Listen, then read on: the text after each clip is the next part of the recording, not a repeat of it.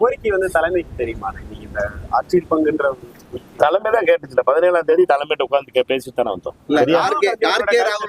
மாணிக்கம் தவிர பெரிய ஆளான்னு சொல்லி சொல்றாரு செல்வ பெருந்தகை. அதெல்லாம் அண்ணனை பொறுத்த வரைக்கும் அதெல்லாம் ஒன்றும் அண்ணனுக்கு தம்பிக்கு ஒன்றும் பிரச்சனை பெரிய பிரச்சனை இல்ல. உரிய நடவடிக்கை எடுக்கப்படும் மேல புகார் கொடுக்க போயிருக்கதா ஒரு நடவடிக்கை எடுக்க போறோம்.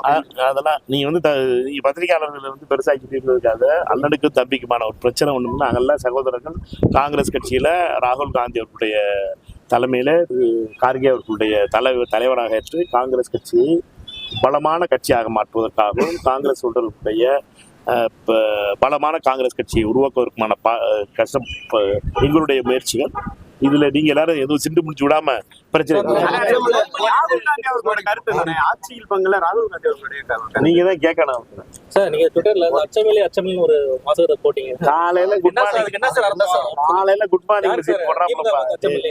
காலையில குட் மார்னிங் மெசேஜ் போடுறாங்க. நான் டெய்லி ஏதாச்சும் ஒரு மெசேஜ் போடுவேன். அதுக்கு புகார் அடிக்க போறேன்னு நீங்க தான் நினைச்சுக்கிற வேண்டியதான். என்னைய பொறுத்த வரைக்கும் பாரதியார் வார்த்தை தப்பான வார்த்தை. அது பதவி ராஜினாமா பண்ணிட்டீங்க இதுல ஐடி போட்டேன்னு அது ஒரு சில்லற ஐடி பத்தி நீ பெருசா பேசாது. அதுக்கு ட்வீட் போட்டது அவர்களுடைய பாவம். இது கற்பனை முறையில இல்லாம இருக்காங்க பாவம்.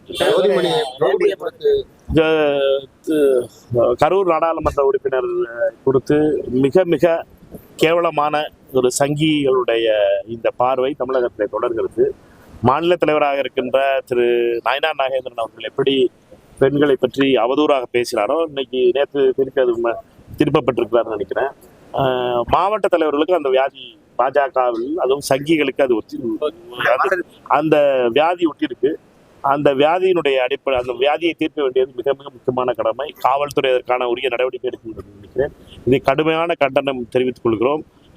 சகோதரி ஜோதிமணி அவர்களை பொறுத்த மட்டும் சாதாரண குடும்பத்தில் பிறந்து காங்கிரஸ் கட்சியிலே உயர்ந்து காங்கிரஸ் கட்சியினுடைய நாடாளுமன்ற உறுப்பினராக 2வது முறையாக தேர்ந்தெடுக்கப்பட்டிருக்கிறார். அவரை பற்றி இப்படி தவறான பேச்சுக்களை பேசுகின்ற பாஜக நிர்வாகிகள் மீது பாஜக தலைமை நடவடிக்கை எடுக்க வேண்டும். குறிப்பாக பிரதமர் மோடி அவர்கள் இதில் தலையிட வேண்டும். பிரதமர் மோடி அவர்களை பொறுத்த மட்டிலே பாஜகவினுடைய கல்ச்சரையே மாத்திட்டார். நியூ இந்தியான்னு சொல்லி பாஜகவினுடைய நிர்வாகிகள் பெண்களை அவதூறாகவும் பெண்களை அசிங்கமா பேசுறதும் பாஜக காரர்களுக்கு கைவந்த கலையாயிப்போச்சு.